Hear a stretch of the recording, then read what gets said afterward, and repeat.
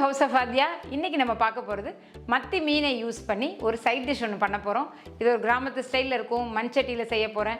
மத்தி மீன்ங்கிறது கால்சியம் ரொம்ப ஜாஸ்தி, ஒமேகா 3 ஃபேட்டி ஆசிட்ஸ் நிறைய இருக்கறனால ஹெல்த்துக்கு ரொம்ப நல்லது. எஸ்பெஷலி இது டயபெட்டிக் பீப்புளுக்கு ரொம்ப நல்லது. ஸோ ஆயில் ரொம்ப கம்மியா யூஸ் பண்ணி நல்ல ஒரு ஸ்பைசியா நல்ல புளிப்போட இன்னைக்கு ஒரு சைட் டிஷ் பண்ணலாம். வாங்க வீடியோக்குள்ள போகலாம். இப்போ நம்ம இந்த அவிச்ச மீன் கறி பண்றதுக்கு முதல்ல சூடு பண்ணிக்கலாம். சூடு பண்ணி நம்ம எண்ணெய் ஊற்றி தாளிக்கணும். சூடாகட்டும். அதுக்குள்ளே இதுக்கு தேவையான இன்க்ரீடியன்ஸ் என்னென்னு பார்த்துடலாம். இதுக்கு மத்தி மீன் யூஸ் பண்ணுறேன். மத்தி மீன் தான் இந்த மாதிரி அவிச்ச மீனுக்கு நல்லாயிருக்கும். ஸோ மத்தி மீன் கொஞ்சம் ஒரு 1/4 கிலோ இருக்குது. இது கூட தாளிக்கிறதுக்கு கடுகு, உளுத்தம்பருப்பு, மிளகாத்தூள், மஞ்சத்தூள், அப்புறம் கொஞ்சம் குழம்பு மிளகா பொடி வச்சுருக்கேன். அப்புறமா சின்ன வெங்காயம், பச்சை மிளகா, தக்காளி, கருவேப்பிலை, புளி, கொஞ்சம் தாளிக்கிறதுக்கு எண்ணெய், டேஸ்ட்டுக்கு தகுந்த மாதிரி உப்பு. இவ்வளோ தான், ரொம்ப சிம்பிளாக இருக்கும். ஃபஸ்ட்டு எண்ணெய் ஊற்றிக்கலாம். வந்துருச்சு. கடுகு போட்டுக்கலாம். அப்புறம் உளுத்தம்பருப்பு கொஞ்சம். நல்லா இது பொரிஞ்ச உடனே பொடி பொடியாக நறுக்கி வச்ச சின்ன வெங்காயம்.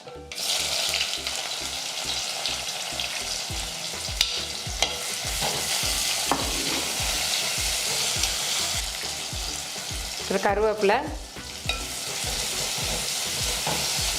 போட்டு இது கொஞ்சம் நேரம் நல்லா வணக்கிக்கலாம். அப்புறம் பொடியை நறுக்கி வச்ச தக்காளி,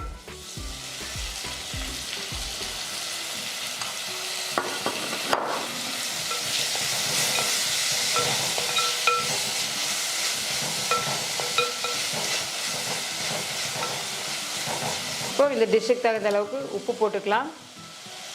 அப்புறமா குழம்பு மிளகா பொடி ஒரு டீஸ்பூன் அளவு போட்டுக்கலாம்.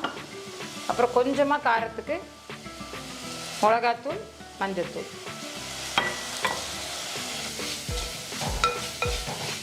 நல்லா கொஞ்சம் ஒரு கிரேவி மாதிரி தொக்கு மாதிரி வரட்டும். வந்தோடனே நம்ம புளியை ஊற்றிக்கலாம். நல்லா கிரேவி நல்லா தொக்கு மாதிரி வந்தோடனே நம்ம இப்போ இதுக்கு இந்த டிஷ்ஷுக்கு தேவையான அளவு புளி ஆல்ரெடி கரைச்சி வச்சுருக்கேன். அதை நம்ம இதில் ஊற்றிக்கலாம்.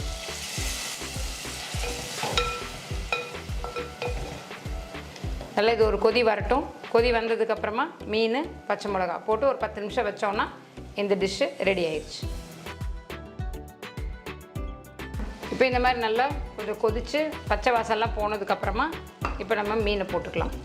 நல்லா க்ளீன் பண்ணி வச்ச மீன், மத்தி மீன், நெத்திலி மீன், அந்த மாதிரி குட்டி குட்டி மீனில் தான் இந்த டிஷ் ரொம்ப நல்லாயிருக்கும். வச்சுட்டு இந்த டிஷ்ஷோட மெயின் ஹைலைட்டே பார்த்தீங்கன்னா இந்த மாதிரி பச்சை மிளகா ரொம்பவும் வேகக்கூடாது. மேலால் போட்டோன்னா இந்த மீனோடு சேர்ந்து வேகும். பச்சை மிளகாவோட ஸ்மெல்லும் உங்களுக்கு அப்படியே இருக்கும். இது போட்டு இப்படியே இதை நம்ம மூடி வச்சு அவிக்க போகிறோம்.